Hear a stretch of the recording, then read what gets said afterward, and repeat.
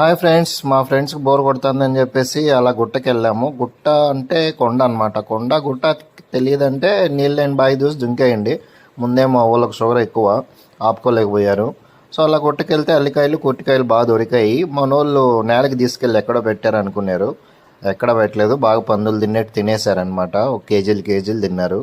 కవర్కి బీక్కొని హ్యాపీగా ఒక రోజు 2 రోజులు తినచ్చు కదా. ఇవి కుట్టికాయలు. ఇవన్నీ తిన్నాక వర్షాలు బాగా పడాకి బాయిలు నిండిపోయినాయి. సో ఇంకా షుగర్ కదా, ఆపుకోలేరు. డైరెక్ట్ పోయి ఇంక బట్టలు వీకి దుంకేసినారు ఒకరి మీద ఒకరు.